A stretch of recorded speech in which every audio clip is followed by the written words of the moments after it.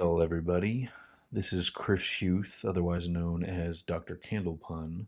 So, when I originally announced this podcast and in our orientation video, I mentioned how I wanted to do a separate set of podcast episodes that featured just myself talking about these episodes in the context of the bigger completed story, therefore with complete series spoilers.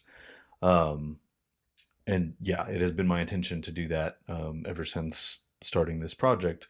And unfortunately, it's been a lot of work to record and edit the standard podcast episodes with my regular co host. Then I decided I was going to host local weekly screenings of these episodes for people with varying degrees of familiarity with Lost.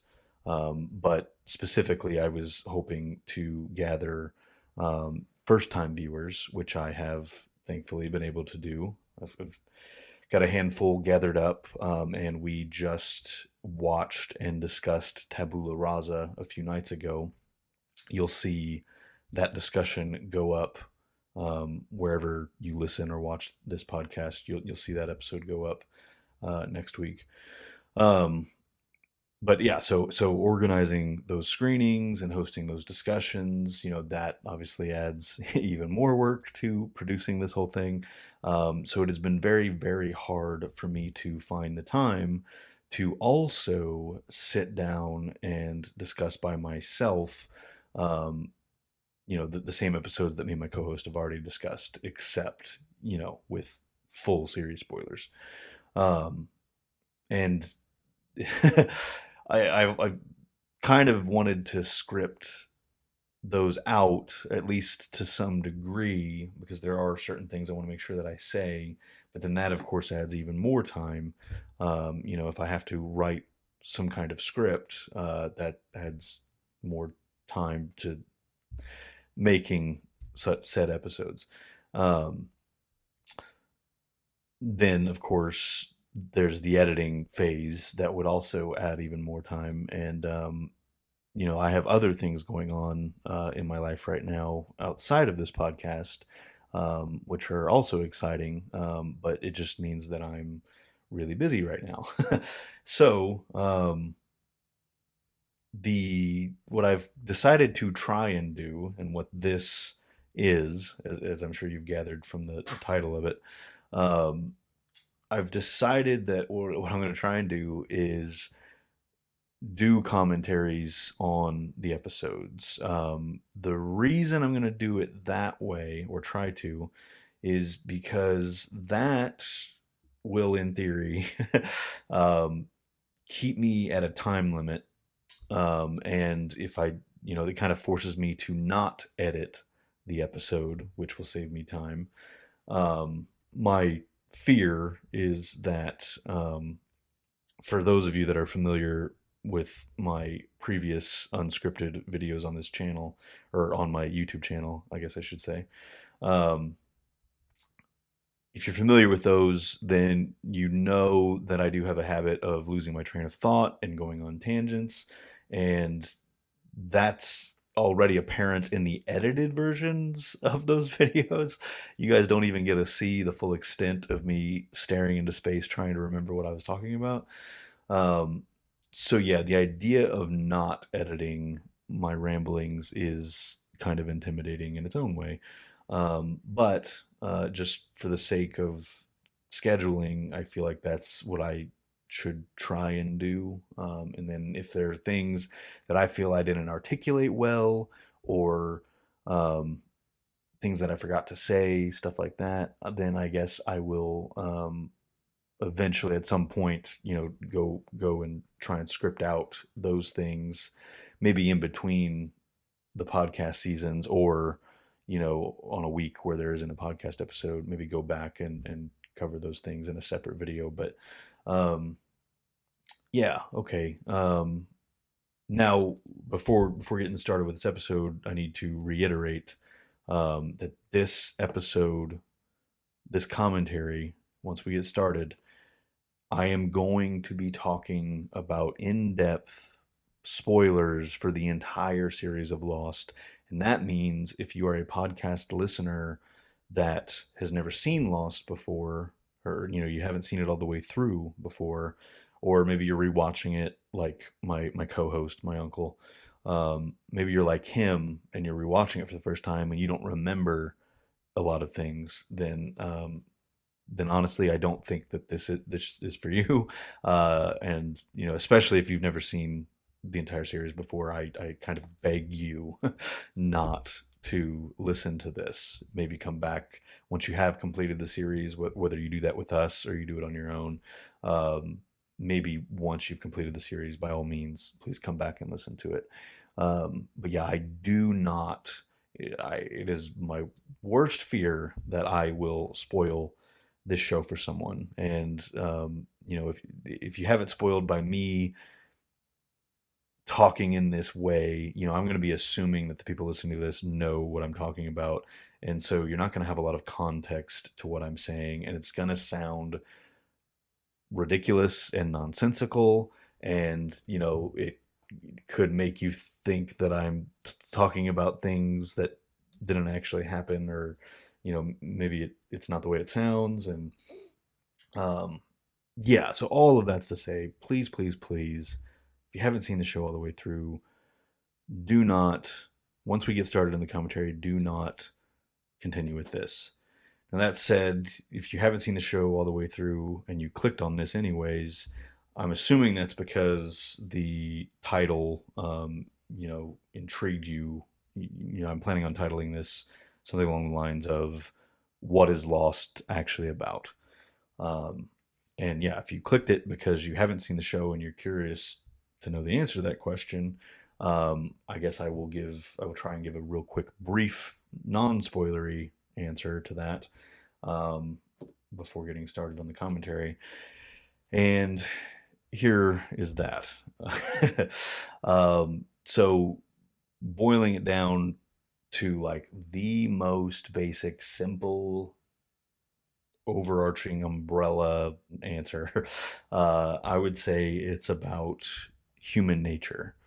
Um, that, of course, encompasses, well, the entirety of human existence and the human condition, just what it means to be human, our, our capacity for good, our capacity for evil, our constant fluctuation on that spectrum between, absolute good and absolute evil.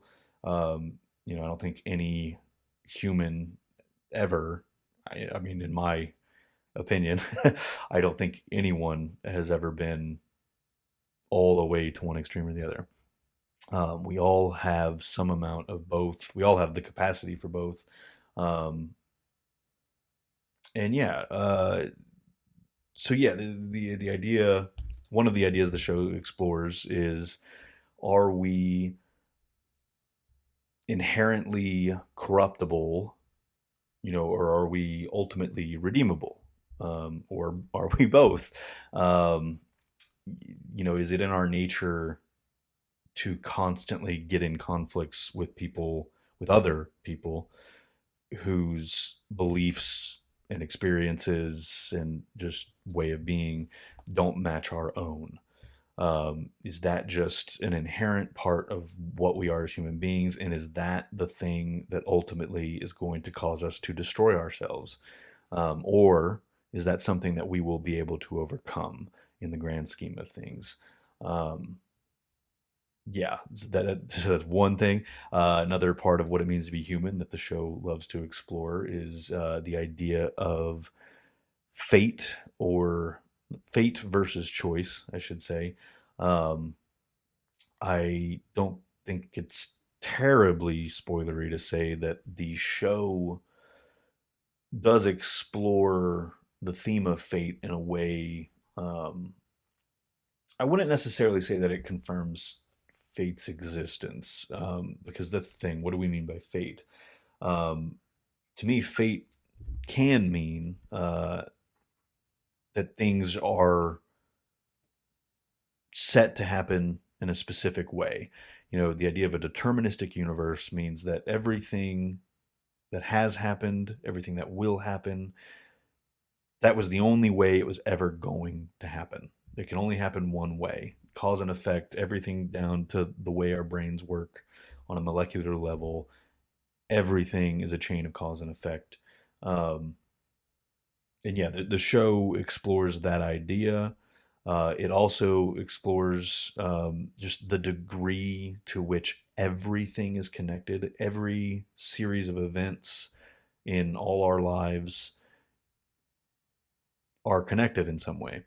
It explores that throughout the entire series. And so, you know, taking those ideas and, applying them to the real world, we don't know for a fact that our real world universe, we don't know for a fact that that is deterministic. There are alternate theories to the nature of our universe. Um, but we do know, I mean, it is self-evident that every single okay, so like the example I like to use is that everything that exists today, every good thing that exists today would not exist if you went back in time and killed Hitler before he rose to power. Um, the chain of events from then to now, everything is so intrinsically connected that you cannot make one little change without the entire chain of events crumbling, from that point forward.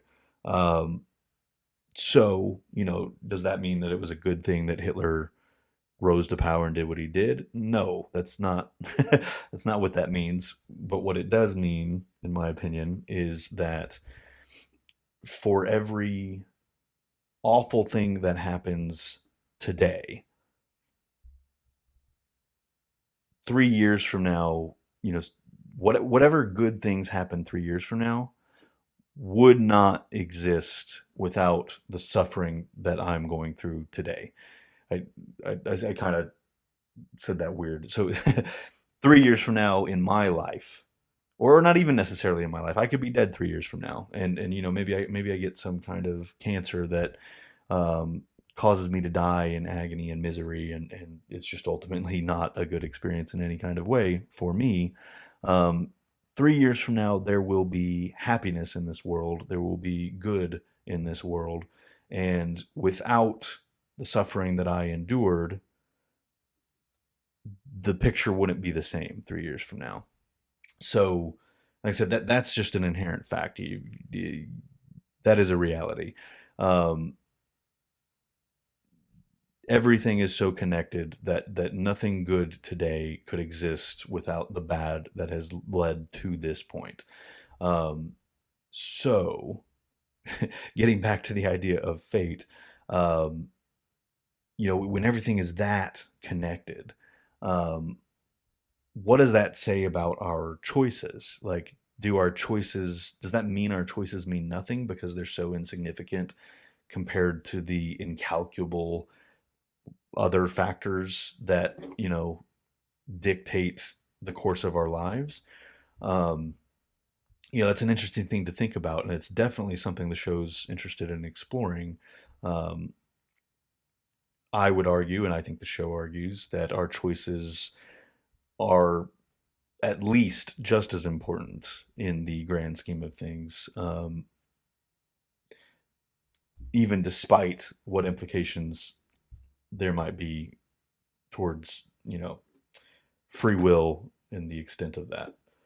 And I think the last major theme that the show likes to explore in regards to the human experience, or at least the last one that I'm going to mention here, is the idea of faith versus science, or as I prefer to label it, faith versus rational thought. The show does a fantastic job of exploring both the value and perils of faith. And at the same time, it stresses the importance of rational thought while also examining the limits of that. ultimately, what Lost is about is exploring what it means to be human and the questions that we should be asking ourselves as human beings. What does it mean for us to exist as we do? And, what does that mean for the relationships that we have with those around us and with people that have different ideas and perspectives than us? And, how should we be with them? Yeah, with without getting into spoilers, I think that is basically the broad idea of what Lost is. Um, so, with that in mind, if you clicked on this video, you haven't seen the entire series. Um, Hopefully, that answered the question that got you to click on this in the first place. I say video, but obviously, I just mean this podcast episode. But yeah, at this point, I am going to start the audio commentary, which means that, again, if you have not seen the series in its entirety, please do not continue. But all right, I am about to play both parts of the pilot on my Blu-ray disc. Um, it is my understanding that these episodes are the exact same length on DVD and on streaming. So what I'm going to do is I'm going to tell you when I press play, and I'm going to confirm when the title card is on the screen, and hopefully that will get you synced up if you're watching along with me. Um, and then when the pilot part one ends, I'm just going to let it play into pilot part two, but I will, since I know some of you might be watching on streaming or might have to um, switch to the next episode on the DVD, I will basically just again let you know once the title card's playing. That way you can pause the podcast episode and then resume playing, and yeah, it should remain synced.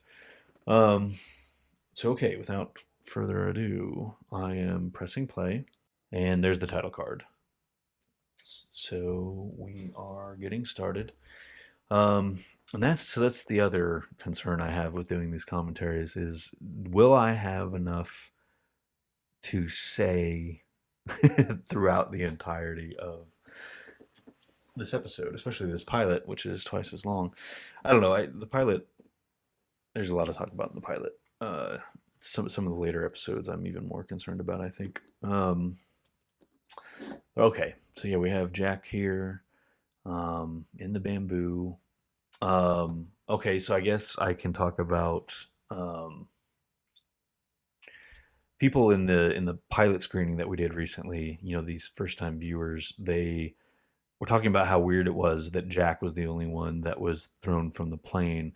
And it's funny because I feel like at some point I probably thought something along the same lines, but I don't really remember thinking about it too much. But when they brought that up, the thing that I said in the moment um, was that we don't actually see like all of the main characters. We don't see them in this opening sequence at the scene of the crash. There are characters like Kate, Sawyer, Sun, others I'm sure that I'm not thinking of, that we don't actually see at the scene of the crash, and they may have been scattered through the jungle as well, and then just like Jack found their way to the wreckage later on. Um, but yeah, anyway, so this is something I talked about with my co-host. This opening scene right here.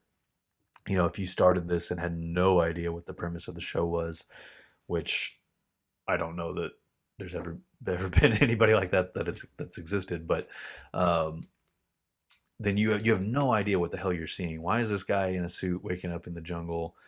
Why is there a dog all of a sudden? Why does he have a thing in his pocket of vodka? Sorry, I got distracted by that shoe. I want to talk about that shoe for a second. Um, in recent years, it's come to my attention that a lot of people think that that's one of Christian's shoes, because as we find out, his body in the casket, Jack just put a pair of white tennis shoes on his feet. Um, so yeah, it's come to my attention that people believe that that's Christians, and while I get why that's a cool idea, I don't think that makes a lot of sense, because we do find out where the casket ended up, which was in the caves, um, and I think the only reason the body's missing is because the man in black removed it to give credibility to that apparition that Jack was seeing. To make Jack think that he really was seeing his dad. Um, so that's to say, I see no reason or way that it would make sense for one of the shoes to come off of the body and somehow get out of the coffin. Um, so yeah, I don't know. Felt like that was something I could ramble about for a second. Um, okay, but getting back to what I was saying about that opening scene, yeah, without knowing the premise of the show, you're literally watching a scene that's just the most bizarre, nonsensical, like what the fuck is going on here thing, and then you get to this, and then suddenly things start to click into place. You understand, okay, he was in a plane crash, that's why he's in the middle of the jungle. um the dog still might be a bit of a question mark. The shoe in the tree makes sense. Him having the airline bottle of vodka makes sense. um and yeah, like that's such a good way of immediately establishing the way this show tells its story. Um, it shows you something that at first doesn't seem to make any sense, and it makes you just kind of raise your eyebrows and be like, oh, what the hell does this mean? And then you get the more vital pieces of information, and oh, like now it makes perfect sense. And that really is what the show does in the grand scheme of the story. Of course, some of those pieces of information get more spread out compared to the initial established mysteries, and that's part of why people that watched more casually back in the day had trouble um, following and or piecing that stuff together for themselves. And then that kind of led to the show having a reputation for not answering those questions, even though it kind of did. Like nobody tells you here in this episode that, hey, well, I mean, obviously they do later, but I mean, by this point in the episode, nobody has said, hey, they were in a plane crash.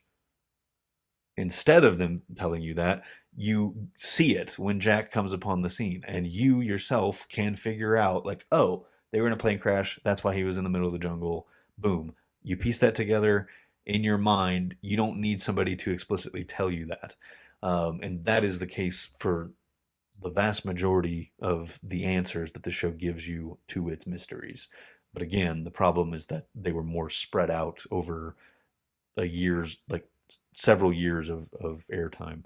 And yeah, a lot of people like me, were invested in keeping up with it, and rewatching it between seasons, and kind of getting really into it. But a lot of the more general audience, I don't think did that. I mean, I know they didn't. And yeah, I think that led to part of the show's negative reputation. Um, Pause. Let me get a drink of water real quick.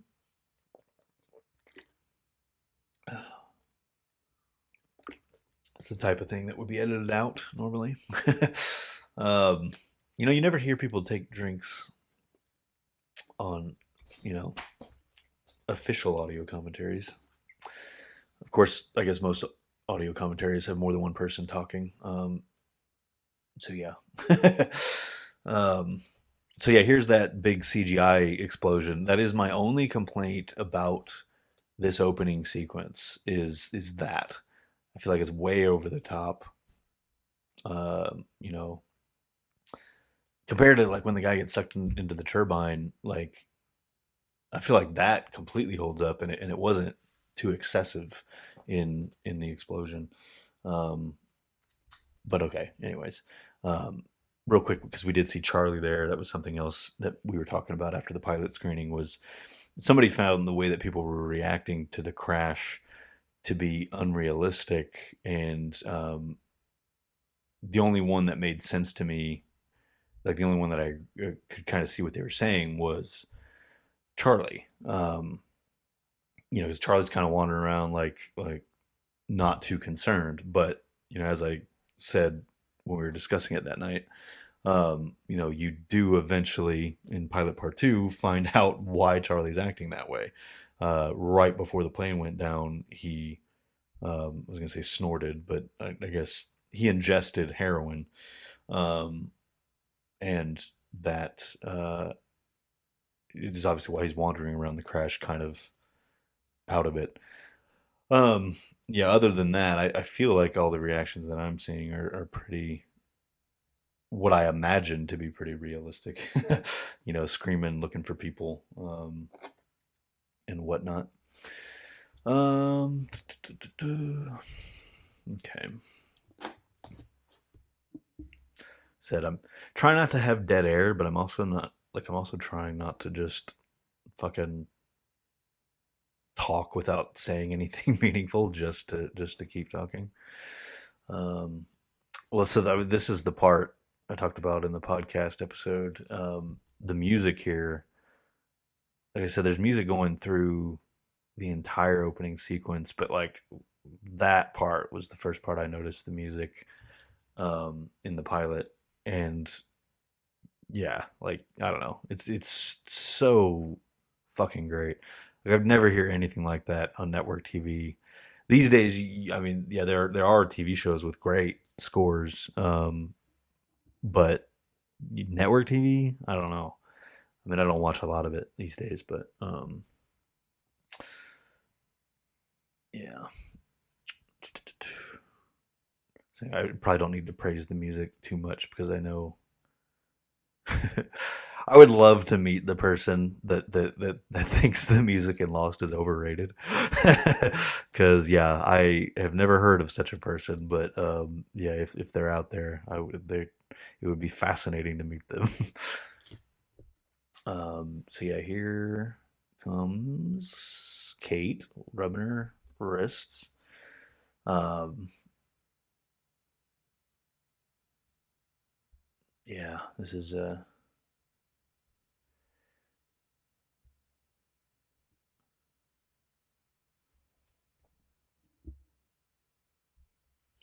interesting here where she says she sewed the drapes. The more we get to know Kate throughout the series, I do wonder, um, like, was that true? Like, was she ever living in an apartment where she sewed drapes? Because that doesn't seem like her. Um, yeah, I don't know. Yeah, because it does seem like maybe she's backpedaling a little bit there when "Oh, great, then you can stitch me up." And she's like, "Oh, well, no, I used a sewing machine."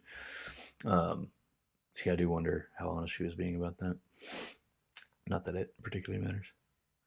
Oh, I love this too, where he's like, "Save me some," and she like looks at him, and he's like, "Oh, for the wound." That I think that's, I don't know how intentional it was at the time, how much they knew, like where they were going with Jack, um, but now in the context of the completed show, it works as such great foreshadowing of him and um, his issues with that, or his family's issues with alcohol, which he of course inherits. Um, yeah, there's Sawyer smoking. Maybe that's the type of commentary I should do. Just narrate everything that's happening. It's brooding, and oh yeah, I love this where he just wastes. I mean, I get at this point, like they still have no reason, like they have no reason to think rescue isn't close. But yeah, I feel like he'd probably regret wasting that cigarette pretty quickly. Because yeah, probably not a lot left of those.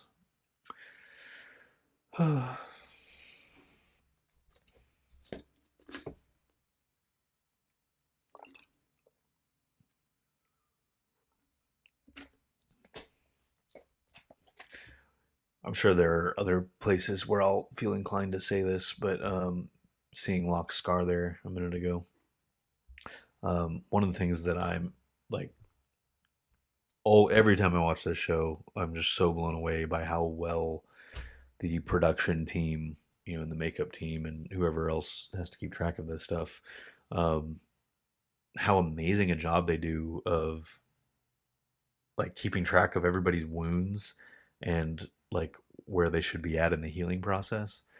Um, yeah, they always look so consistent, and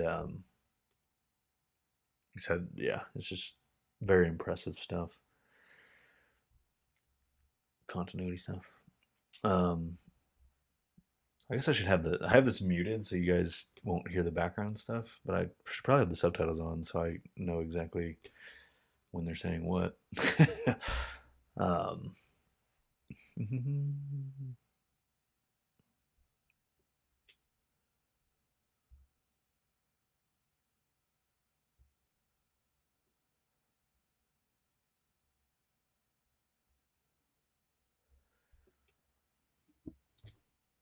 so one of the criticisms that I heard from someone, there was one person in particular that really didn't like the pilot episode when we did the screening. Um, and one of his criticisms was that he felt like it was a bunch of vignettes and he didn't find some of the acting believable. And I kind of agree with like I kind of get what he's saying with the vignettes, although I don't find that to be an issue for me. I mean, it's a pilot. It's trying to establish, essentially 15, 16 characters. Um, and yeah, I think it does a good job of that.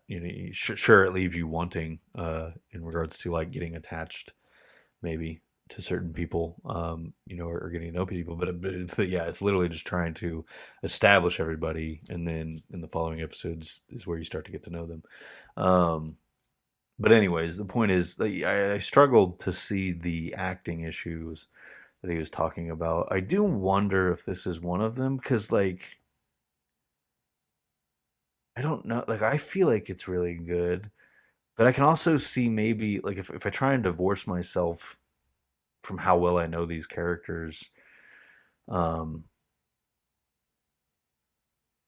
I could maybe see how somebody would feel like it's weird that he's going into such a personal story, like into so much detail. But I mean, at the same time, like he's trying to distract her from, yeah, she's very nervous about what she's doing, and I don't know. It works for me. That's all I kept saying that I was like, well, yeah, I mean, it works for me.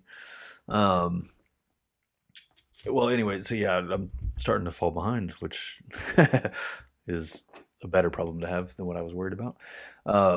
I wanted to say there, another great character foreshadowing moment there in Kate and Jack's first interaction is that, she said, if that were me, I think I would run for the door. He's, oh, I don't think that's true. You're not running now. Um, obviously that's great foreshadowing for who Kate is and what she does.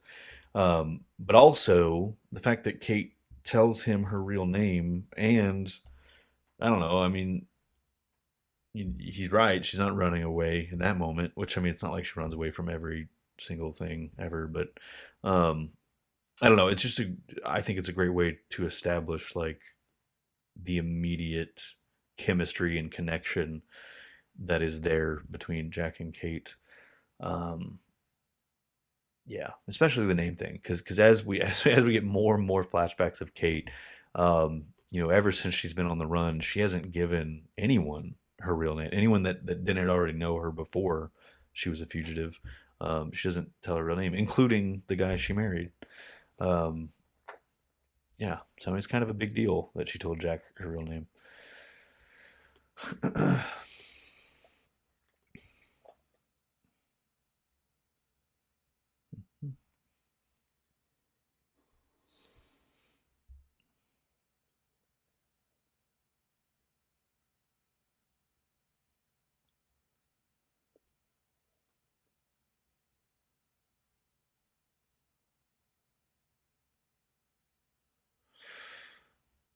Um,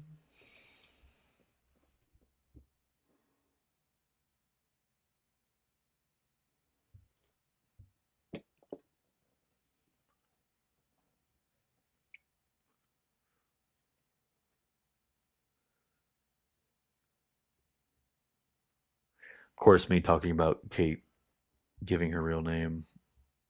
Uh, Obviously, she isn't like being 100% honest with Jack either. But I don't feel like that takes away from what I'm saying. The point is that she's trusting Jack in ways that she hasn't trusted anybody in years, if ever. Um, that doesn't mean that she trusts him completely and with every dirty secret that she has. Um, yeah,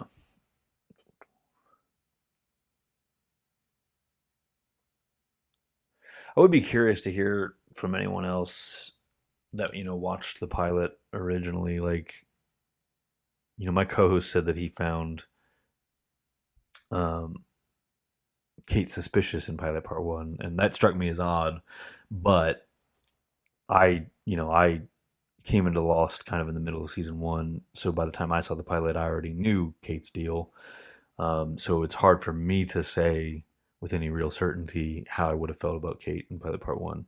So yeah, I would be curious to hear from you guys if you found Kate suspicious at all before pilot part two, like her, trying to get involved here. I think that was something that my uncle said that added to his suspicion of her, I guess. Um, and I don't know. To me, it seems like I would have read that as just her being helpful. Um, of course, Jack says something a few episodes from now about if he didn't know any better, he'd say she has a trouble staying in one spot for very long, and that's why she volunteers to go on all of these quests. I think that's a pretty accurate assessment. And now we get to it. Um, yeah. Very first appearance of the monster. I say appearance, you know what I mean? Um, so, a question that I've gotten before, and I have addressed this in at least one, probably several of my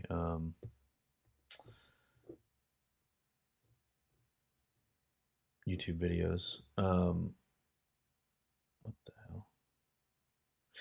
Okay, sorry. The question of why does the monster appear like this on the first night? Like, why does he make himself known?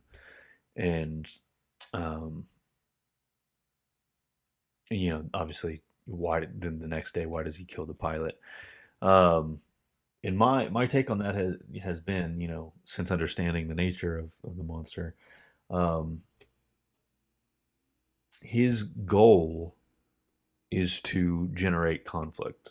He wants, he needs to get these people that he can't kill, he needs to get them to die.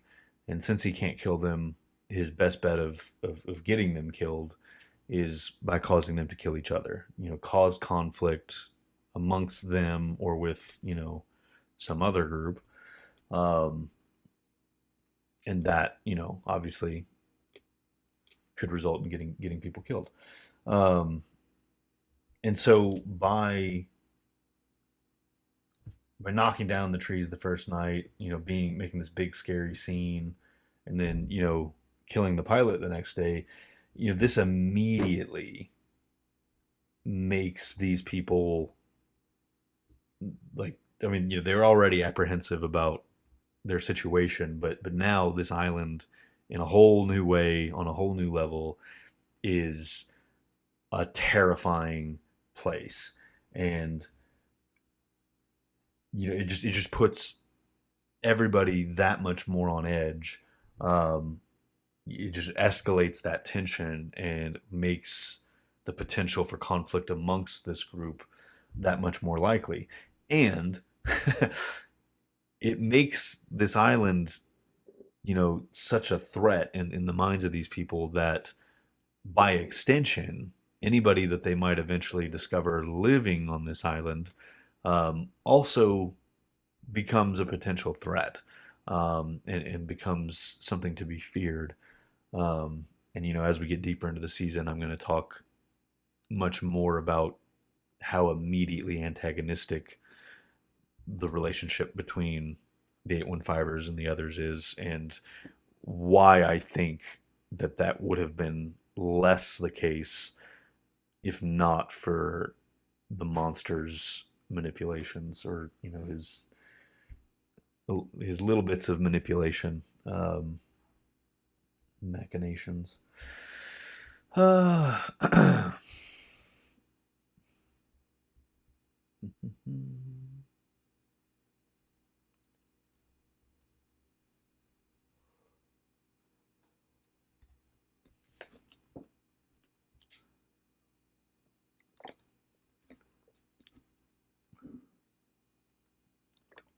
yeah, and here's where you get the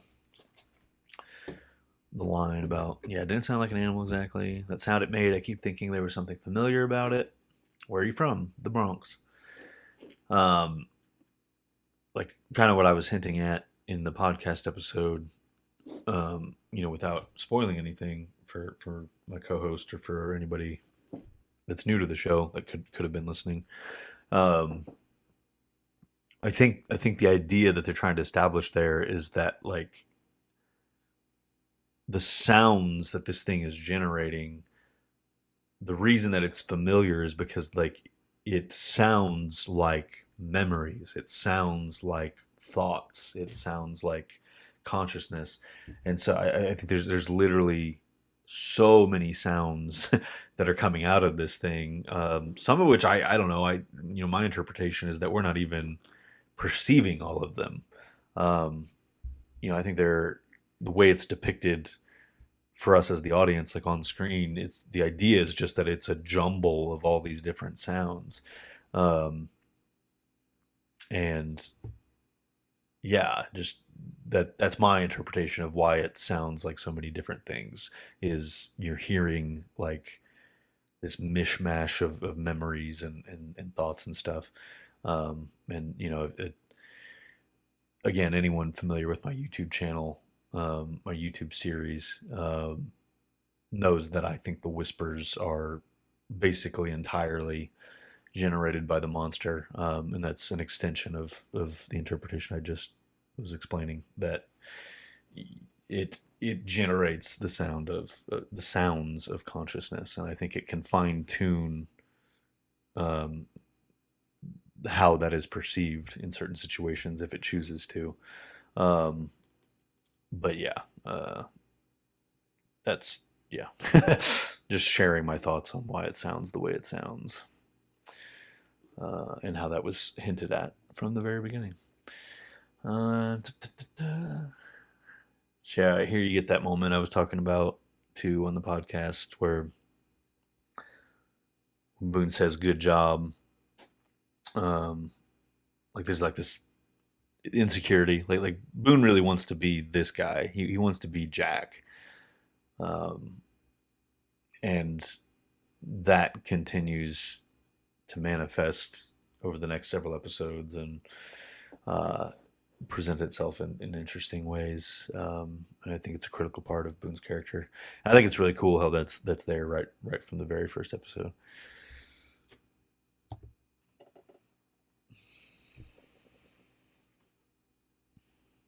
Okay, this is another thing because I was talking about Kate and the curtains, right? So Kate mentions her friend Beth. Oh, my friend Beth loves you guys. And that's another thing that's always struck me as odd. Like, does she have a friend Beth that loves Drive Shaft? Like the life that she's been living for the past several years. Like, surely that's not somebody that's still in her life, or that was in her life recently. So I know Drive Shaft has been around for a minute. So maybe it's somebody that she knew before she went on the run. I don't know. Um, just another funny thing to think about. Again, not a plot hole. Like, not by any means. Like I said, there's different ways to read that. Maybe she's just trying to present herself a certain way, or yeah, like I said, maybe she had a friend before she went on the run that was a huge Drive Shaft fan. Um,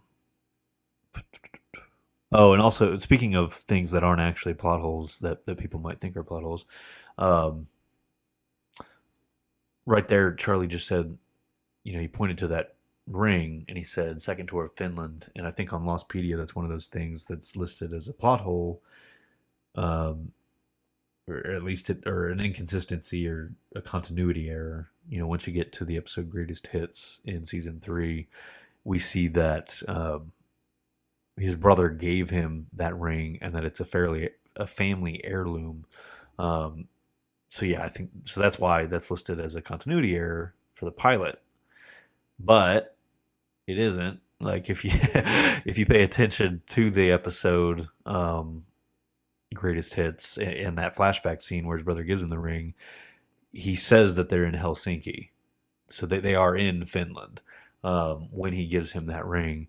And what Charlie actually says here in the pilot, he doesn't say like all he says. He points at the ring.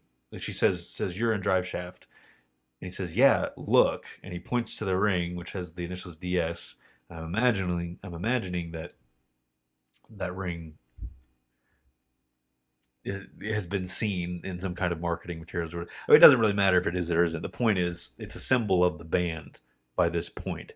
And so he points the ring, and then he says "Second Tour of Finland." Like nothing about that makes it a continuity error. That it turns out it was actually a family heirloom given to him by his brother. Um, just wanted to rant about that for a second. Um,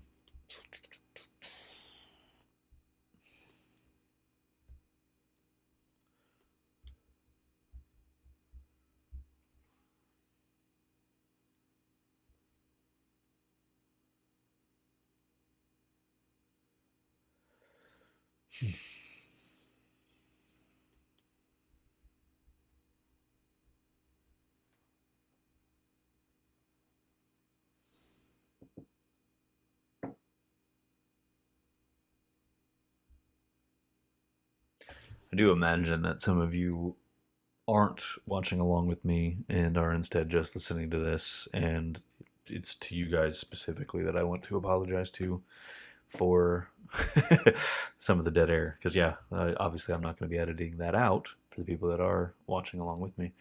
But yeah, I don't know, hopefully it's not a big deal. Again, I don't want to just be running my mouth every single second, even if without actually having anything to say.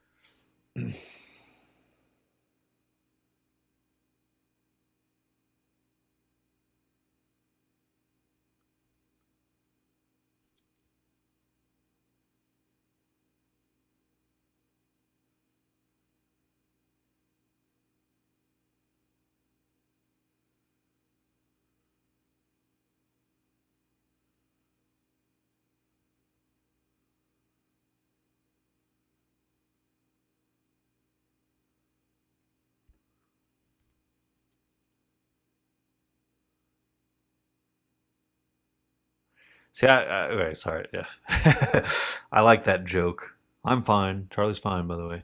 I like that joke, but then he makes it again, like before part one's even over. Like after the monster chases them, and he tells Kate, "I heard you calling Jack. I'm Charlie, by the way." I don't know. For me, it never lands the second time. It's like, okay, you already kind of made that joke.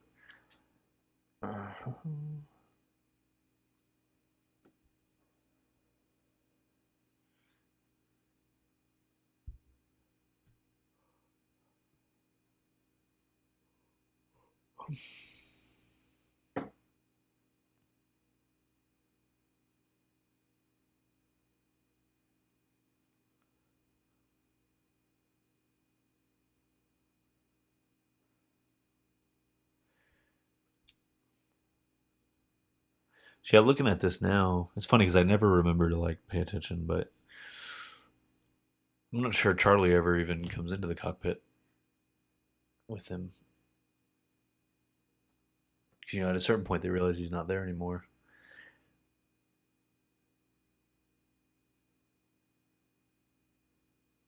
But yeah, I don't think he came in. It's funny the amount of times I've seen this and I've never really tried to look into that. I mean, I don't know that it matters all that much.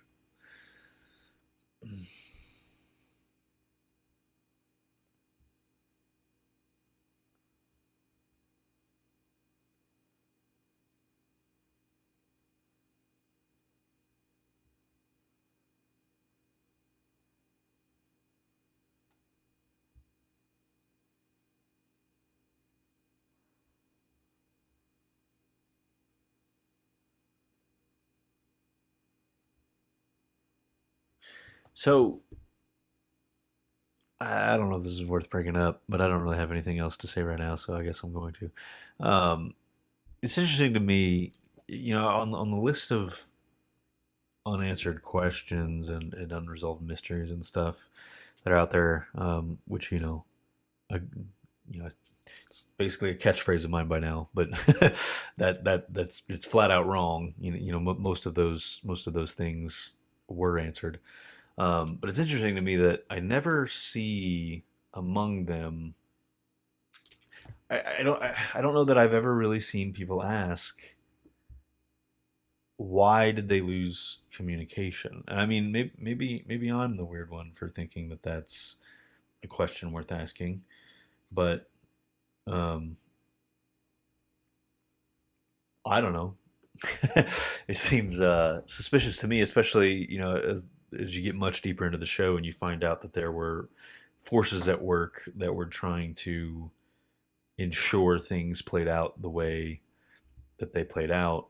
Um, it does. I don't know. I guess I'm like trying to hint at a theory that I have that I won't be sharing right now. So again, probably pointless to bring up, but I didn't have anything else to say. It's just interesting. Yeah, the communications went out. We get an answer for why the plane crashed the way that it crashed, but we don't get an answer for why the communications went out. Um, just food for thought.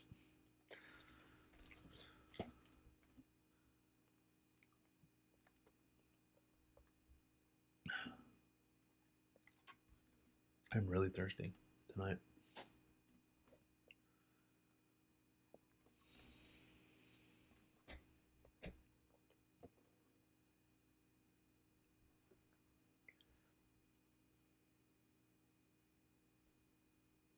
I guess I could. At some point, I wanted to talk about. I'm kind of running out of time in part one. At some point, I wanted to talk about kind of what I was saying before I started the actual commentary.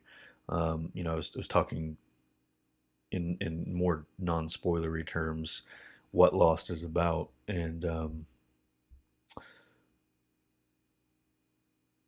what I one of the things I was talking about was faith, in the way that the show um, kind of explores the value of faith, and comes down like it shows the negatives or the dangers of having faith, blind faith, but at the same time, it does come down on the side of faith in a lot of ways by the end. Um, like Locke is the character that I pointed because he's the most clear cut representation of a man of faith in the show. It's very explicitly called that at various points. Um, and in so many ways, he's proven both right and wrong, um, which I think is I think his arc is incredible. It's one of the best parts of the show. But Anyway, so the way somebody was recently, talking about how, well, I'm not gonna be able to remember well enough to quote them accurately, so I guess I won't try. But the thing that I want to say is that it's not what the type of faith that the show. Jack defeats the Man in Black in the end by having faith in something that he can't know for sure. He in what that means, right? So what he says to Desmond in the series finale before lowering him into the cave is, um, all of this matters. There are no do overs. Everything that happened. It all matters. Um, Definitely butchered that, but I'm sure you guys remember what I'm talking about. Um, and look, the point I think the show is making in regards to fate and what does it mean to have faith when fate is essentially established as existing in the world of the show, right? Because in the world of the show, it's established that it is a deterministic universe. The whatever happened nature of time the show explores. Um, Sorry, I'm realizing that Pilot Part One's going to end in the middle of what I'm saying, and I'm like, shit. But what does it mean to have faith? Like, if you know that everything is determined, then what does it mean to have faith? Like if everything's only going to happen the one way, then what are you having faith in? Like you know that things are only have one outcome. Um, and here's what I think it means. um, what it means is having faith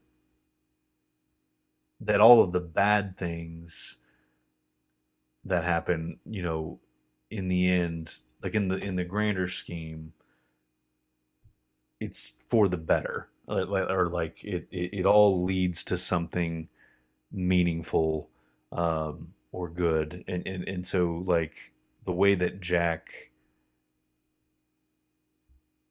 so the man in black, the monster, it can read people's minds, right? We know that. We know that it can do that in its smoke form. I see absolutely zero reason that it can't do that in any other form. I've talked about that before. That that is a telepathic, parapsychological, psychic, whatever you want to call it. It is that type of ability.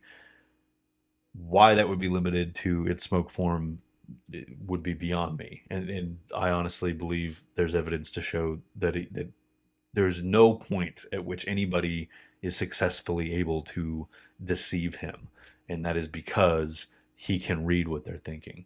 Um, so with that in mind, I think that's a big part of why Jacob doesn't tell Jack what he needs to do to defeat the Man in Black. If he told him that, oh well, if you take Desmond down to the source, then that's going to make him flesh and blood, and then you'll be able to kill him, then Jack would know that. Um,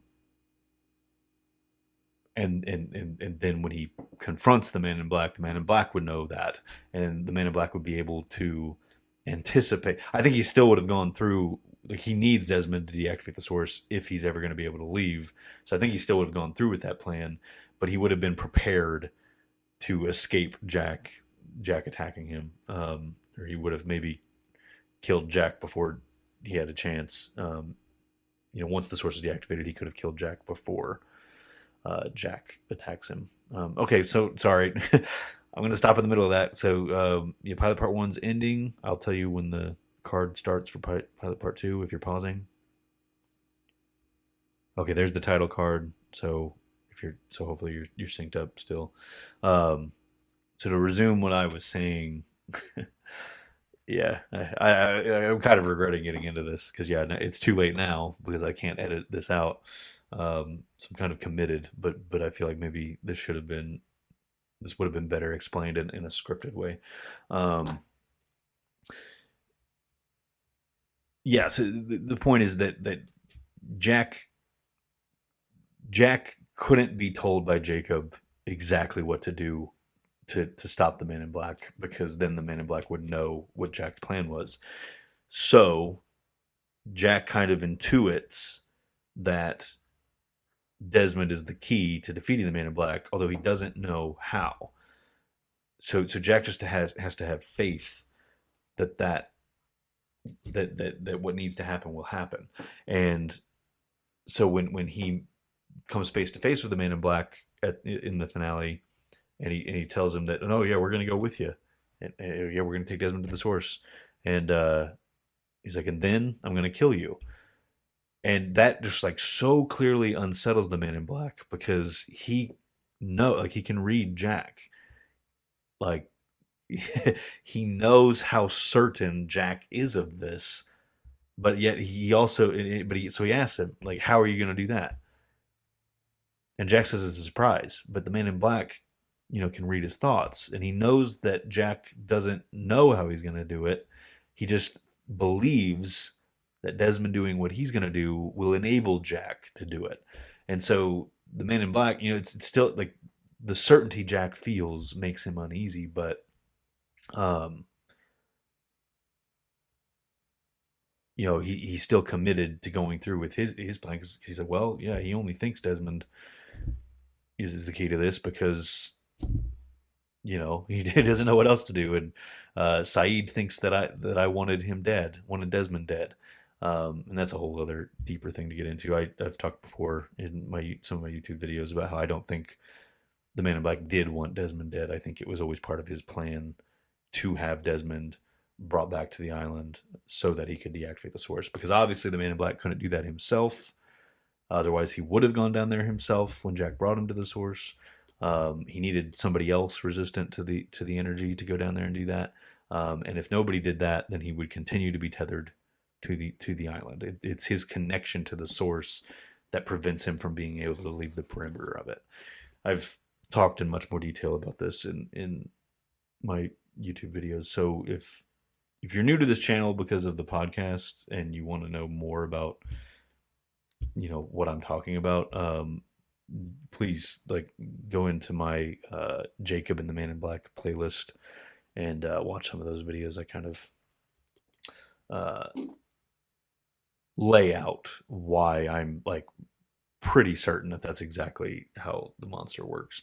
Um, like he needs the candidates dead so that he can access the source, because it's them continuing to exist with Jacob's life force, with a piece of Jacob's life force in them, uh, that keeps Jacob's concealment of the cave intact. Um,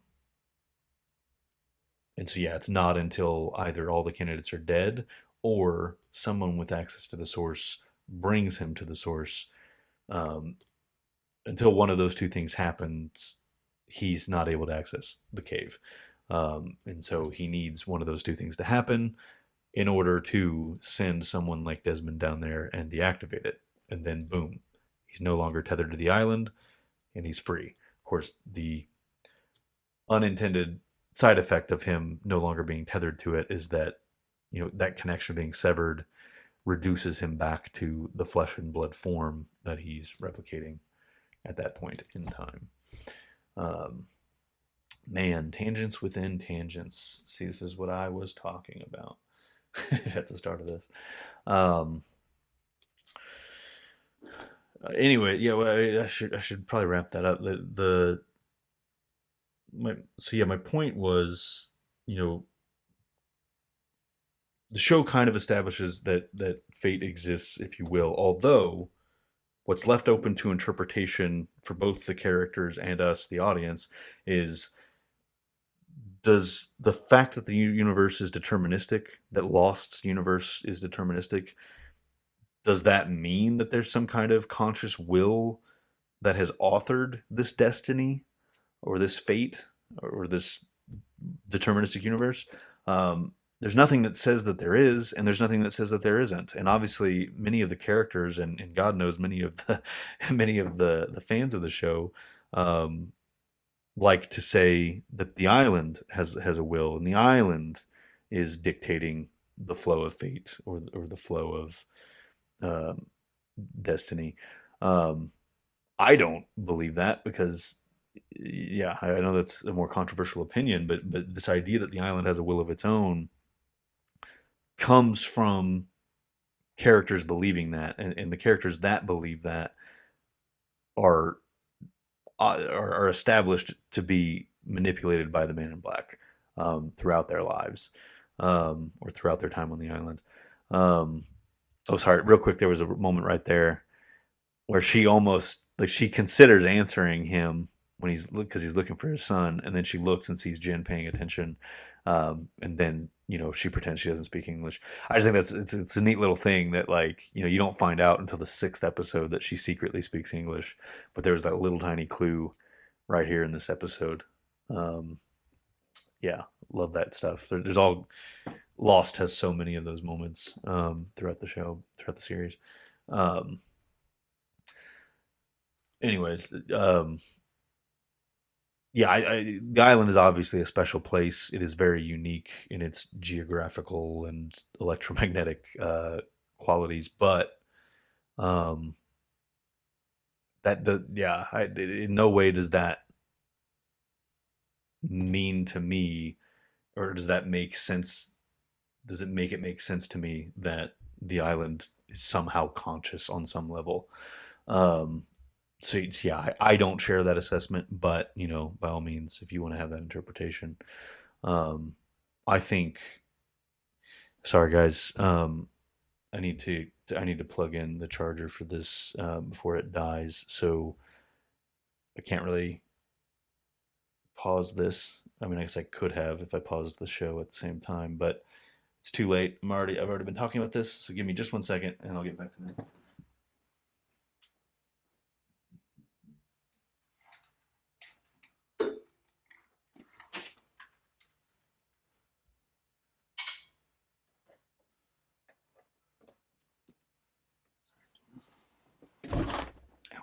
Sorry.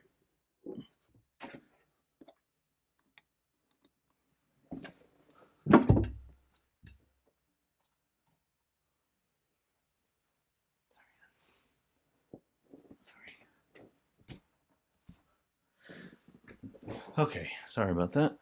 Um, I don't know why I thought that had enough battery to last this entire thing. Um, but what I was saying though, and I'm realizing now that a good place to have gotten into this would have been in the backgammon scene later. But I think that Jacob and the Man in Black are the representations of pure benevolent good and absolute irredeemable evil. Um, as I've said before, I'm saying a lot of this stuff again because I'm assuming that I have new listeners for this podcast. So that's why I'm getting into a lot of stuff that I have already said a bunch on in my YouTube videos. So I'm hoping my existing YouTube followers don't mind me getting into all this again. But um, the show obviously eventually establishes that those two characters were at one time human beings that were just as flawed, um, and a mix of good and bad as any other human being or any other character. Um, and it kind of establishes that even these representations of pure good and pure evil, start with us. And and but yeah, like ultimately, after living centuries and centuries, I mean, probably millenniums, um, only by living that long does one ascend to the level of pure good, and the other descends to the point of pure evil. Um, in real life, that's, none of us are ever going to reach either of those extremes. Um, that's just what these characters represent in the modern in the main timeline of this show. By the time that these characters are on this island, the force for absolute good is Jacob. But and I'm hoping I'm not losing people, because I know that that's a controversial thing to say, because people don't seem to appreciate the metaphor there, the way in which Jacob is an allegory for God. If you look at him as a, people think that him not interfering in certain things means that he's culpable, and I don't. I'm not arguing that that's not the case, but that raises the philosophical question of does that mean God's evil because he doesn't interfere? When his followers do things in his name, and um, or when a child dies of cancer, or this horrible genocide happens, and God doesn't intervene. How can an all powerful, all good God just let those things happen? And it's a philosophical question, and if you don't believe in God, then that makes it a little easier, I suppose. But I think it's still a question worth considering, that if what would it mean if there was an all-powerful, all-good God that allowed these things to happen? And there's no right or wrong answer, but it's something worth thinking about. My thought on it is, what would the good mean to us? Like, if everything in life was good, it was just joy. It was just, um, if there was no suffering, if there was no evil, would the good mean anything? Would it have any meaning to us? Um, that's my thought on it. Um, that doesn't justify the evil that people do, or mean that that suffering should be inflicted, unnecessary suffering should be inflicted. But the nature of our existence is that suffering is part of life, and I believe, you know, if you're looking for the meaning in that, it's as simple as, if we didn't have the suffering to overcome or to deal with, um, then we would not appreciate the good. Um, I'm trying to remember why the hell I got into that. It's not much of a commentary, since I'm not. It's not terribly on topic. Um, oh yeah, I went in all of that because people love to hate on Jacob, and I really think they're missing the point. A lot of people kind of lose their minds when you try and say that Jacob's the ultimate representation of good. Um, a lot of people like to think that he's like the villain of the show. Um, and look, I get that, showing the flashback, and how he's responsible for, I mean, for everything in a way, because of what he did to his brother. Like, yeah, no, I get, I don't. That's back when he was a flawed human being. I 100%, yeah, agree that yeah, what he did was messed up and not right, and I think evil would potentially be an accurate label. I mean, it's a very human thing to do, I would say. And humans are capable of evil. See, I'm not.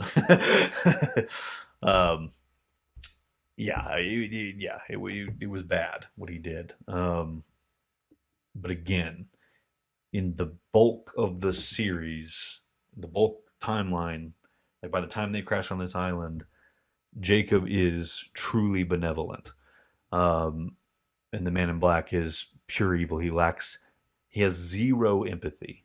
The monster has zero empathy for any of these individuals, despite having the ability to acquire the entirety of their memories and their sense of self and everything. Even having complete and utter access to that, he does not feel genuine empathy for anyone else. No one's suffering matters to him besides his own. Um, they're all insignificant, mere mortal mere mortals to him, and who's living as essentially a god. Um, so I 100% think that he's pure evil. He does have a sympathetic origin, and yes, even pure evil, you can empathize with how that got there, but it doesn't.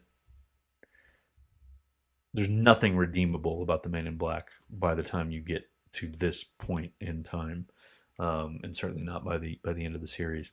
Um, so anyway, getting taking that and going back to the island and having a will of its own. Um, Jacob and the Man in Black are the ultimate wielders of the power the island can give to people. You know, they've had the longest to kind of grow their power and their connection to the island, and the Man in Black would just inherently had a deeper connection to it to begin with. Um, so yeah, as the ultimate wielders of that power, they represent the incredible good that can be done with the power of the island and the horrific evil that can be done with it. And anytime, in my opinion, that anybody talks about the will of the island, um, and the island wants us to do this, or the island wants us to do that. Anytime somebody says that, it is either Jacob that actually wants that thing, or more often, it's the Man in Black, and in some cases, it's both. For example, when they say the island wants us to come back, I believe both Jacob and the Men in Black wanted the candidates to come back to the island for opposite reasons, but yeah, they both wanted that to happen, which brings me back to what I was saying earlier. Like,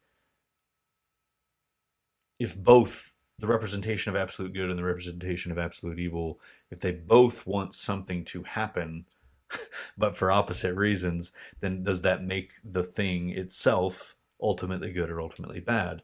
And that's where the faith comes in. Like, okay, like, you have to have faith that what you're choosing to do, if you're choosing to do it for the right reasons, um, will ultimately be good, or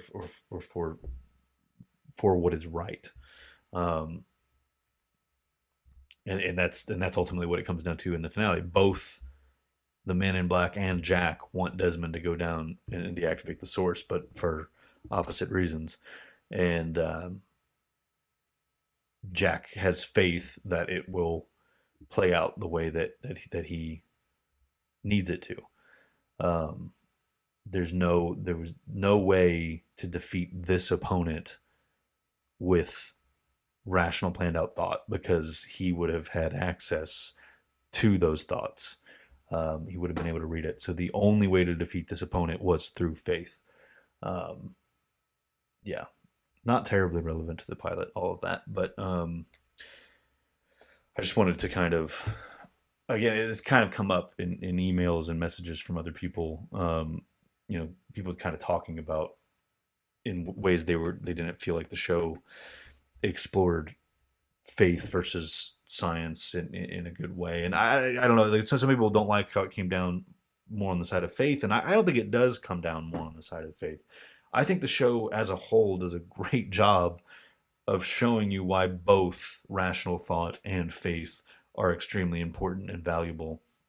Um, if you just go through, if you accept that things are beyond our control, and you don't choose to believe that that's okay, or that good things will happen. I mean, that leads to a very cynical outlook of the world, um, not dissimilar from the Man in Black.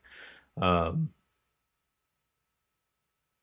and that in and of itself is not helpful. It's not productive. Like, yeah, maybe there is no point to any of it. Maybe it is all just random chaos, um, and all of it's beyond our control. But if you can at least believe that we can make it meaningful, that we can find meaning where there was none, or where maybe none was intended by any kind of greater power. Um, then I don't know. In my opinion, that's a very dissatisfying life. Nihilism, hedonism. There's a reason that that there's like this. Anybody that I mean, and I've had phases of my life with nihilism specifically, where and I'm not this is like this is getting off topic, but yeah, like I'm not exactly a religious person, and I don't classify myself as anything. I don't know. I don't know if there's a higher power, or some kind of conscious will behind anything. And I don't think I need to know that. I'm not a religious person that thinks, well, you have to accept this as the thing, as the way things are, otherwise you're going to burn in hell. I think that's ridiculous, to be honest. But to deny that possibility, um, or to be closed off to that, or I don't know. It's just, that's also not me. But just on a deeper level, it doesn't matter. Like it doesn't matter if there's a conscious will or not. Like, we're here. We are conscious in this way. As we come to define that word, we're aware. We suffer. We have relationships. We can make the world a better or worse place. We can create meaning for ourselves. We can interpret meaning in our lives, with or without believing that there's a God, or fate, or whatever you want to call it. Um, so yeah, what you're having faith in is just anything beyond yourself, and your own experience. Um, you're having faith in the wider world, in that your choices matter. What you do matters. Um, that's the type of faith that's important. You can be an atheist, and you can even be a nihilist and think that in the grand scheme of things, nothing, there's no point, because it's all just a random accident. There's no, yeah, I won't disagree with you on that. Like, I won't argue that you're wrong about that. Um, but you have to have some kind of faith in something beyond just your experience. There's all kinds of things happening in the world that you are not party to, um, and you kind of need to believe that it matters, I guess. Like Jack says. Um, and yeah, I don't know how much of that's going to make sense. Normally, I would find out in the edit, and this time, I guess we'll just find out when I throw it out there. Um, said I'm sure I forgot to finish a couple threads of that, but yeah, I got nothing.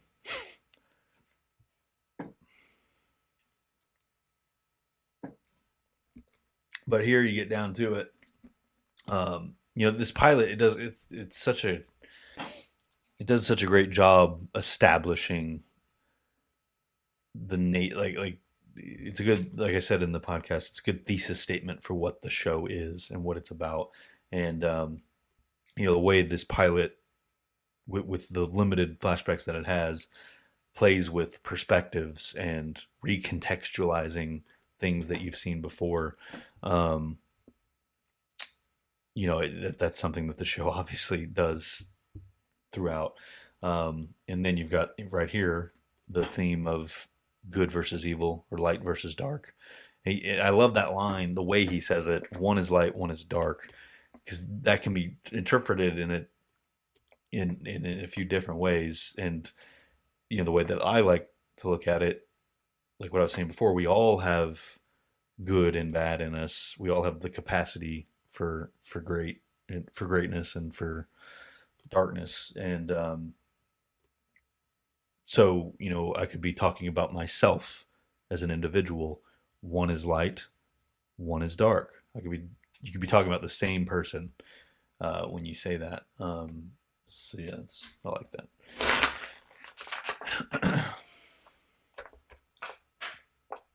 So an interesting theory from the pilot screening, or not really theory. I mean, it was something that somebody thought might have been happening in the moment. Um, was that Jin here was trying to poison people with this? I guess so that he would have, like, him and his wife could have like the food and supplies to themselves. Um, Obviously that doesn't make a whole lot of sense because they have no reason to think that they're not getting rescued soon. I mean, there's all kinds of reasons it doesn't make sense, and it's okay. It's okay to have thoughts that don't make sense in the moment when you're watching. Like you're not thinking through the whole thing. It's okay to have these wild like thoughts as you're watching. I just thought that was an interesting one that I hadn't um, heard before.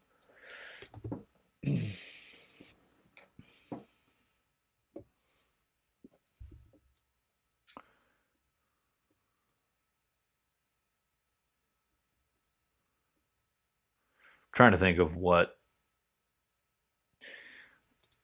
like, while I was rambling about all of that, like what scenes did I not talk about? I feel like I wanted to say something about Charlie's flashback, but I don't remember what it was now. Charlie. So now I get the polar bear.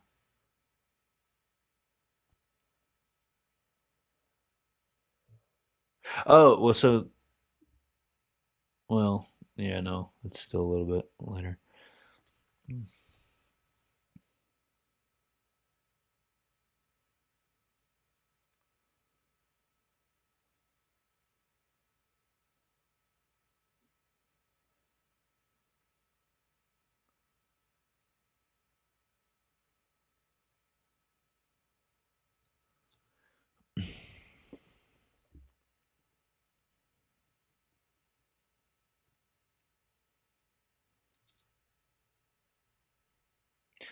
Okay, well, so yeah, right there where Charlie, like, something that came out of the pilot screen too was that, like, it seems like Jack and Kate and presumably Charlie had agreed not to tell people what happened to the pilot because they didn't want to freak people out. Because when they come back to the beach at the start of part two, um, they ask if they were Boone asks if there were any survivors, and Jack just shakes his head instead of telling him, like, well, the pilot was alive, but then he got killed by the monster. Um, so yeah, that seemed to be, yeah, they weren't going to tell anybody what happened to the pilot. But then, just there, after the polar bear is killed, Boone asks, "Is that what kills the pilot, or what is that what killed the pilot?" And that obviously establishes that he knows something killed the pilot. Um, I don't know that anybody at the pilot screening was claiming that was a plot hole. I don't really recall if that's how they were saying that, but um, my thought on that is simply that you know they've been on this trek for probably a few hours at this point, and it's established that Charlie, well, I don't, established might be an extreme word, but Charlie seems to me at this point to be the type to, you know, talk. And so I imagine that on this trek, he told them what happened to the pilot. I think that seems perfectly reasonable that he would do that, given that they're wandering back into this jungle. Um, and yeah, so it makes sense to me that off screen, Boone has since learned, probably from Charlie, what happened to the pilot.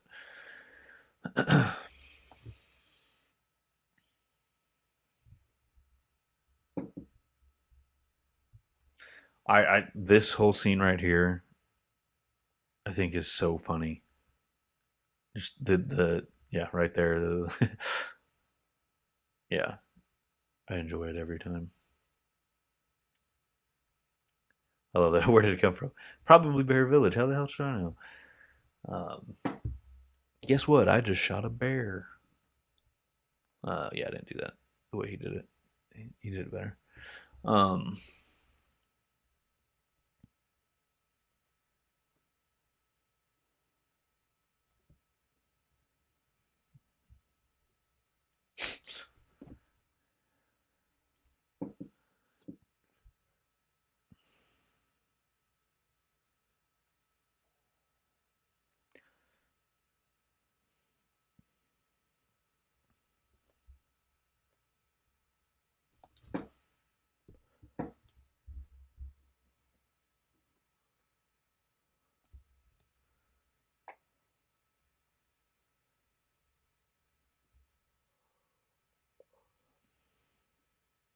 So yeah, and the way Kate takes the gun, like, seems like she's pretty familiar with it, and then she immediately, and everybody seems surprised by that, but yeah, then she immediately tries to pretend like she doesn't know.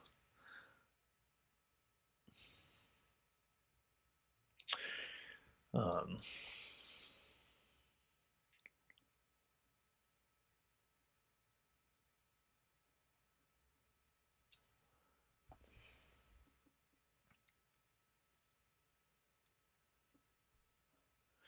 just to go back for a minute, while I don't have anything to say, like, what I was saying, all that I was saying about Jacob and the monster, like the thing about the monster and why he's such a perfect protect. I'm sorry, why he was such a perfect antagonist for this story, specifically. Or, although I think he'd make a perfect antagonist for any story. Like, he is the representation of corruption, uh, you know, death, baggage, past. He in the story he literally represents the things that haunt these characters and that encourage conflict or discourage progress and growth.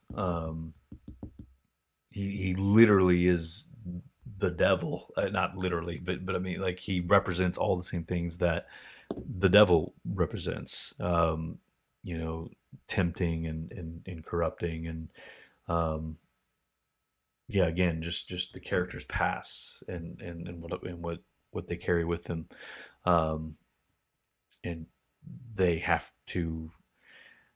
So yeah, on that's literally what any character in any story. Those are the things that they have to overcome in themselves, regardless of any outside antagonist. So for the story of Lost to have the main antagonist be all of those things personified, I think is genius. And yet to have him there from the very beginning, and yet to still somehow get the audience to question, like, oh, well, is this, to somehow still make it a surprise once the nature of the monster is actually revealed is kind of crazy, like in a really impressive way, I think. Um, Real quick, so I talked about that coffee moment in the podcast episode. In the podcast episode, I talked about how, like, why it doesn't sometimes make sense to me that she was offended he called her sweetheart. Um, that said, so since we talked about it, I did at the pilot screening that we did, which was after we recorded that podcast episode. It did hit me that just like a few minutes earlier in this pilot, like within the past 20 minutes, Sawyer joins the group on the journey up the hill or up the cliff. Um,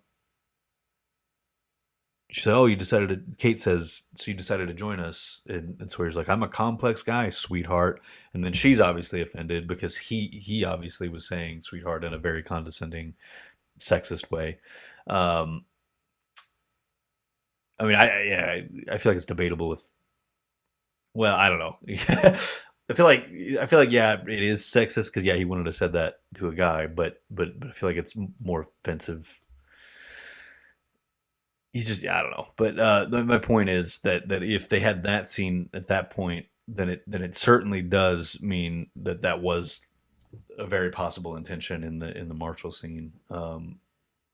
But the way that she says coffee, sure, it really seems like she's upset about the coffee that he's asking for. So I still think that I could be right about, like, she just doesn't like having to serve hot coffee on a plane where there's turbulence.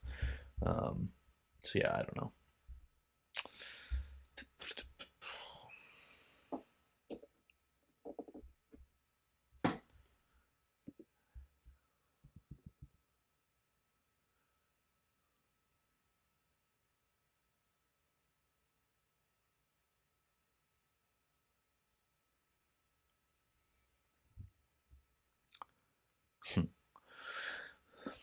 I think this scene it like it's so good. Like just the way that it's written and edited and just the chaos of it and the way that the characters are they all have their own kind of thing going between each other and with themselves. Like I don't know. I think it's just so well executed the way this information's revealed.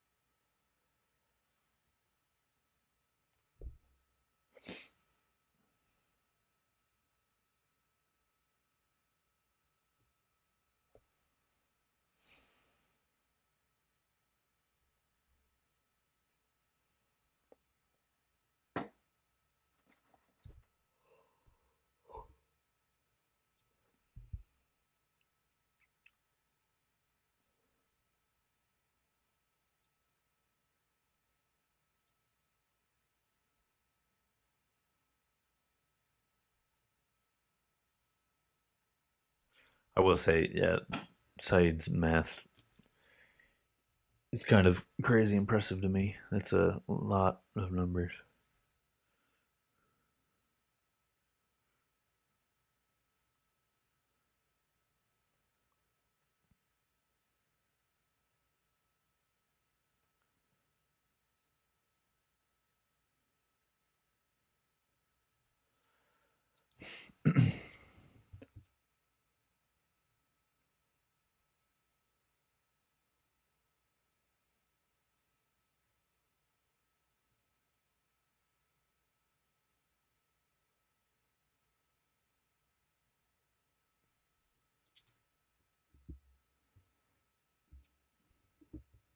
Sorry, guys. It feels like an anticlimactic end to this commentary because I don't really have anything to say about this besides what I've already said.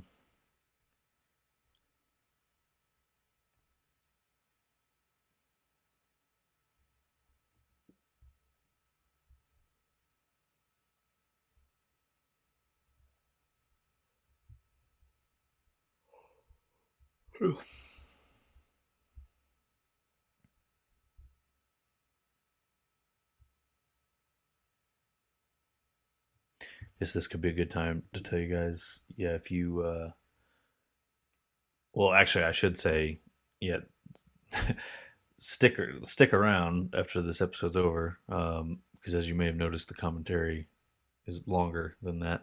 Because I'm also going to take this opportunity to read and address a couple of emails that I've gotten that I felt were too spoilery to address with my co-host. Since he doesn't remember a lot of things, I don't want to spoil anything for him. So yeah, I'm going to address those after this episode's over. Um, and I'll take this opportunity to once again say that if you guys have anything to say in response to any of the things that I've been rambling about, please feel free to comment them. And that would undoubtedly give me more to talk about in future commentaries, which I am worried about because, yeah, like for example, Tabula Rasa, off the top of my head, I can't imagine that I have too much to say about that episode. Maybe a few things, but so yeah, if these commentaries could kind of turn into more discussions with you guys about some of the stuff I was talking about, um, I think that would be great. So yeah, again, that email is dr.candlepun@gmail.com. And now, while the credits are rolling here, before getting into the emails, I'll read off my own little credits. I want to thank the currently active Patreon donors. Those include candidate number 90, Ben Ward, candidate 108, Jeffrey Winslow, candidate 69, Brian Phillips, candidate 32, Chuck Boyd, and candidate 341, Hans. You can become a candidate yourself for as little as $1. That's a one time donation. Will earn you a permanent candidate number and a permanent spot on the candidate wall, which will be seen in all video versions of this podcast and any Lost related YouTube videos I make. Um,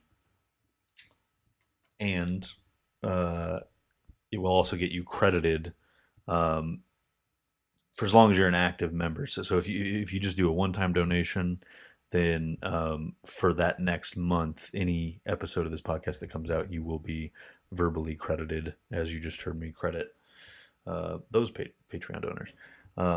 Also, I say Patreon, but we also have a Ko-fi, and Ko-fi doesn't actually take a cut of our money. So yeah, feel free to donate there instead of Patreon. That would also be appreciated. It's Ko-fi.com/candlepun and Patreon.com/candlepun. Um, but okay, so let's get into these emails. Okay, so this first one is from Olton Gannon, who says,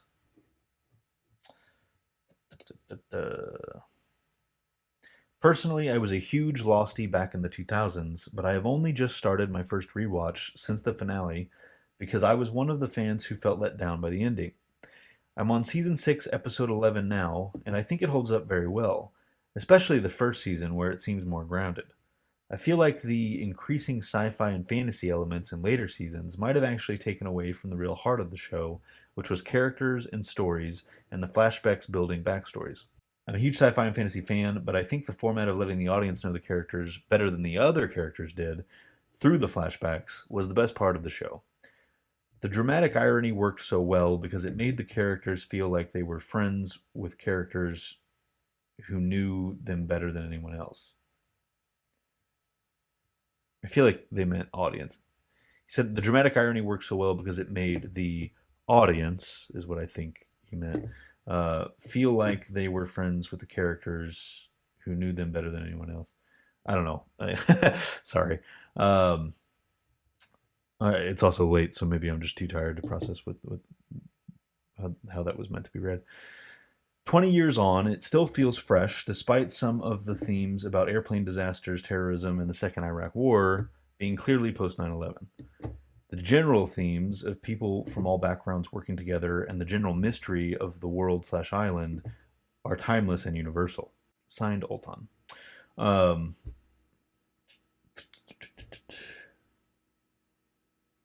yeah, so wanted to read that off. I don't think I have too much to say about it. I don't know that I agree or disagree. Like I see what they're saying about it feeling less grounded the more it got into the sci-fi slash fantasy type stuff.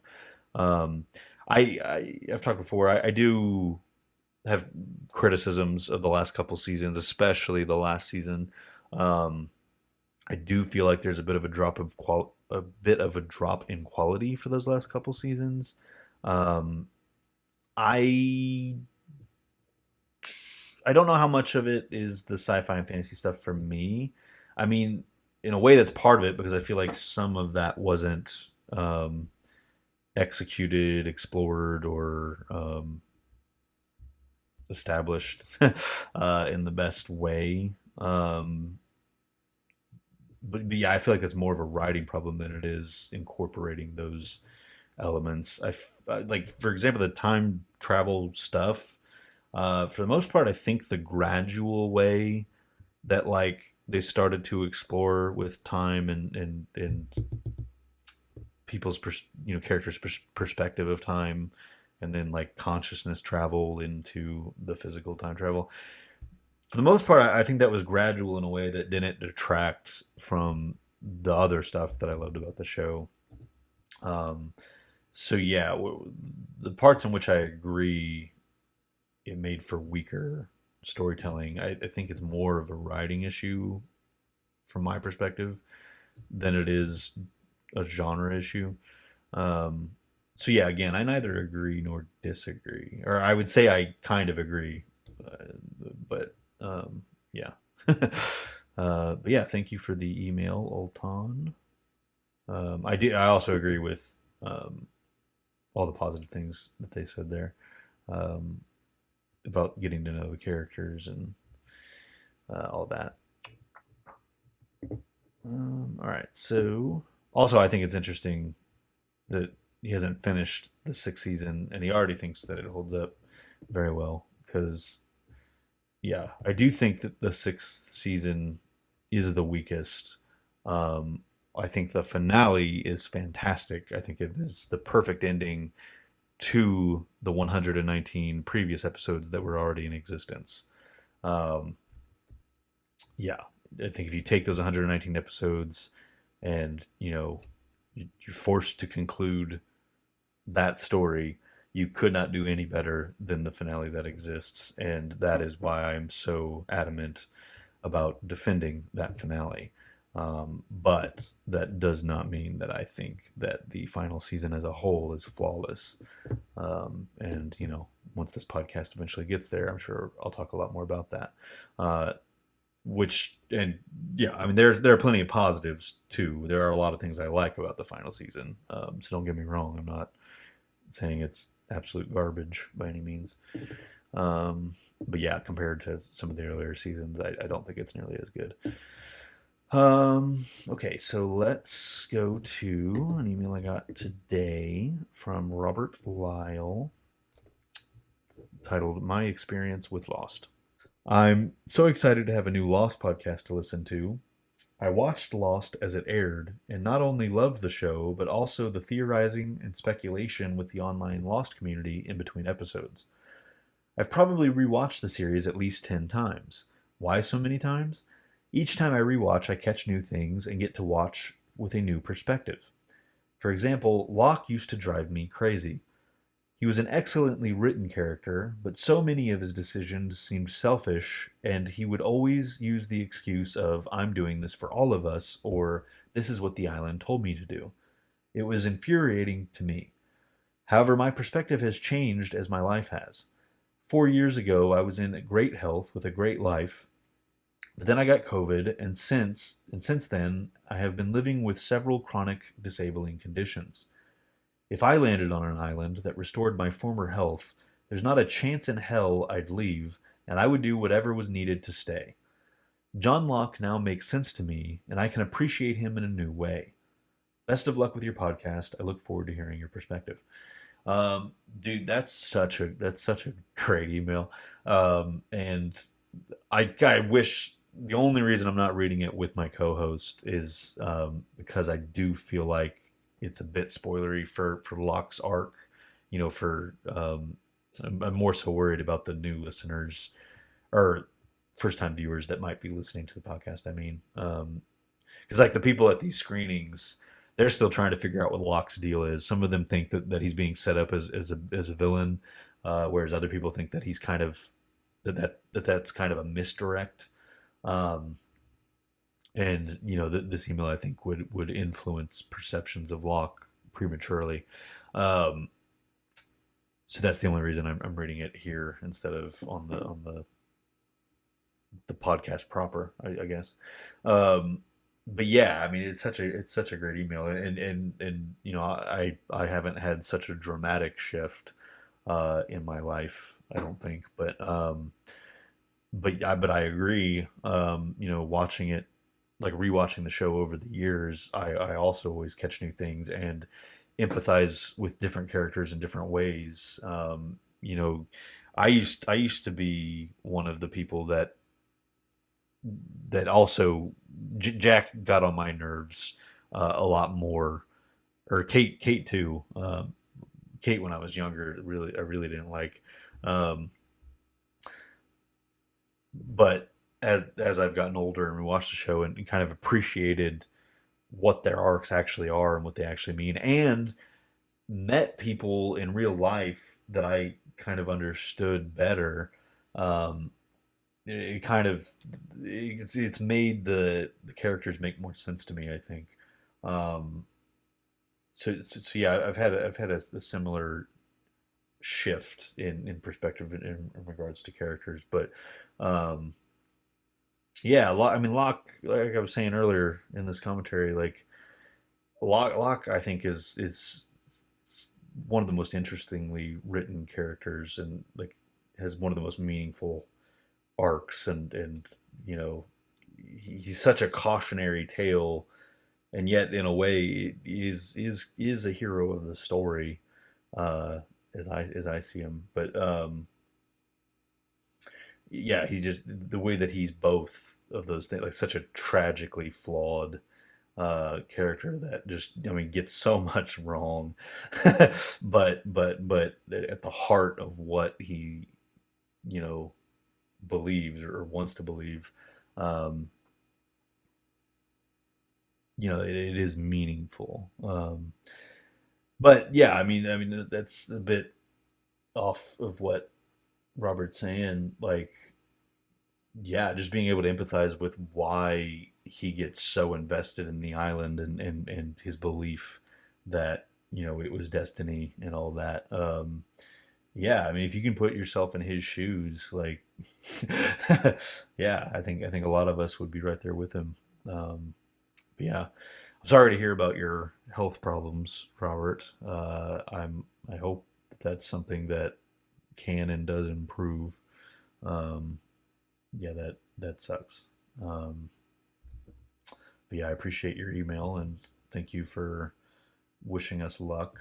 Um, yeah, uh, emails like your guys's, I think, can really make this podcast a great thing. Again, what we've been saying in the podcast episodes is, um, what Robert said right there at the top of the email.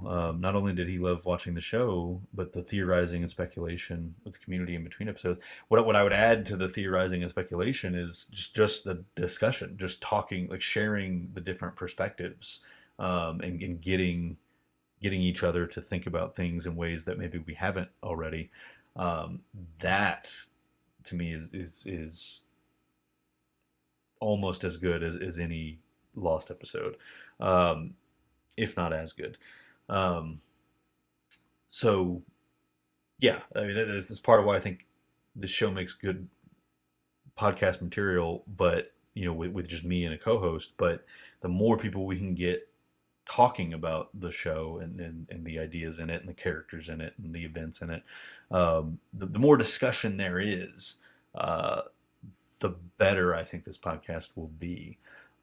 So yeah, please, guys, talk to us. Talk to me. Like I said, if it's really spoilery stuff, or just stuff that I think should be saved for the spoilery commentaries like this one, then yeah, I will just read it myself, like I did with these two emails.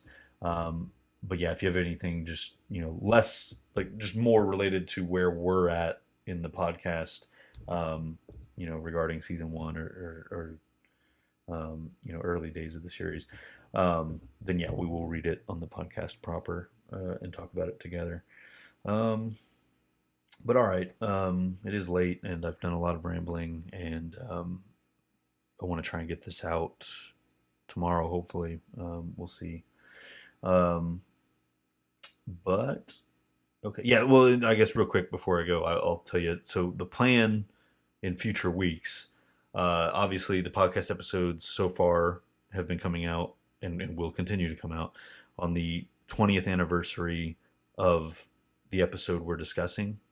And since those episodes aired at 8 p.m. Eastern time, that is the time I'm releasing those episodes.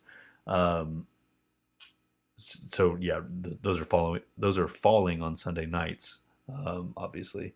And so then, okay, for example, this Sunday you'll get our Tabula Rasa podcast episode.